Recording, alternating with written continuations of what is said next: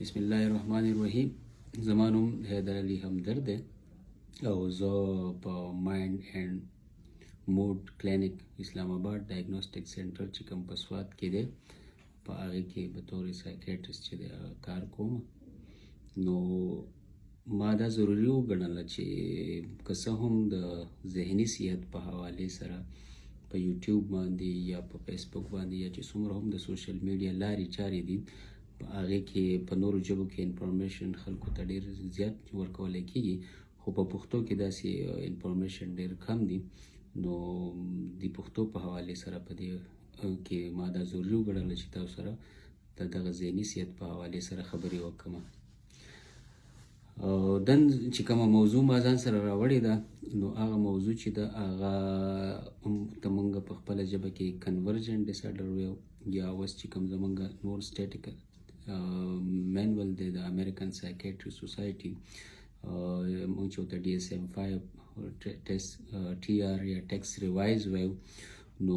د هغې کې دې ته مونږ کنورژن ډسارډر ورته وایي، یا ورته فنکشنل نیورولوژیکل سیمپټم ډسارډر یا FNSD ورته وایي. دا داسې یو مرض دی چې د دې پریویلنس ډېر عام دی، ډېر زیات دی، او اوس چې زه تاسو سره خبره کوم نو تاسو ذهن کې به راشي داسې وي چې د دې مرض اخته کودونکي چې کوم وګړي دي هغې کې زیات ځوانان وي. بیا په ځوانانو کې د ځوانانو د قشر سره سره په دې کې بیا د جنډر په حوالې سره یا د سن په حوالې سره پیغلې د دې زیات ښکار کېږي، یعنې زموږ چې کومه ښځینه طبقه ده هغه د ډېر زیات ښکار کېږي. او بیا چې کور والا دغه مرض ته ګوري نو هغې خپل یو پرسپشن په ټولنه کې موجود دی، نو هغې په مختلفو په مافوق الفطرت څیزونو باندې چې دی د هغې تشریح ځان ته کوي یا خلک ورته کوي. زیات خلک وایي چې یار دا په دې وجود کې چې دی پیریان ننوتي دي، یا په دې باندې ښاپیري دي، یا په چا تور جادو بلیک میجیک کړی دی، یا په چا کوډې کړي دي.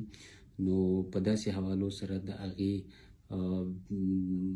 بیا چې هغه لیږلی کېږي نو هغه پیرانو ته یا چې کوم داسې خلک وي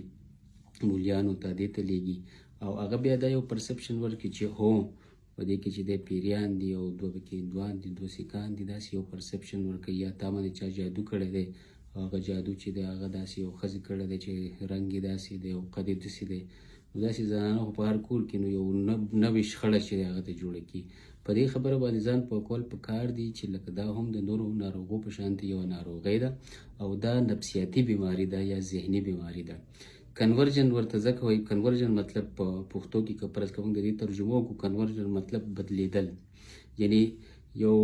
انسان یو پیغله یو زلمی د یو سایکولوژیکل کنفلیکټ نه تېرېږي، د هغه په ذهن کې یو سټرس دی، د هغه په ذهن کې یو دباو دی، د هغه د ژوند مسلې دي، او هغه دباو چې دی یا دغه دباو ډېر زیات دی یوه خبره، او یا دغه دباو ته د دې سړي برداشت چې دی هغه کم دی. دباو ډېر نه دی خو برداشت دی کم دی، ځکه چې انسانان مختلف دي، شکلونه مختلف دي، اوازونه مختلف دي، خوښې ناخوښې چې دا هم مختلفې دي. نو هم دغه شانتې د انسانانو برداشت هم د یو بل نه ظاهري خبره ده چې د یو بل نه چې دی هغه برداشت بدل را بدل کېدی شي.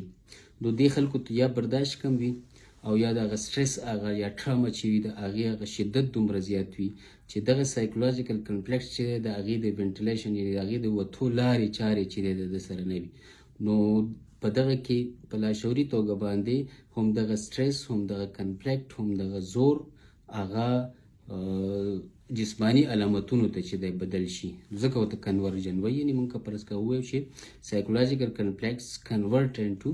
نیورولوژیکل سیمپټم یا میډیکل سیمپټمس کې چې د هغه کې بدل شي، نو ځکه مونږ دې ته کنورژن ډسارډر وایو. یو وخت کې به دې ته هسټیریا وي، اوس ورته کنورژن وایي یا فنکشنل نیورولوژیکل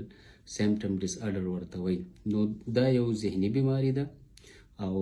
یو نفسیاتي بیماري ده. د دې علاج دپاره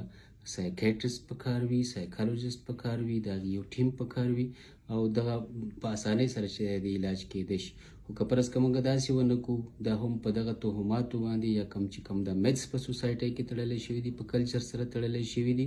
نو په دغه لاین باندې چې د ټریټمنټ کوو، نو داسې خلک چې دي هغه که ملا ته ځي یا پیر ته ځي یا بل چا ته ځي،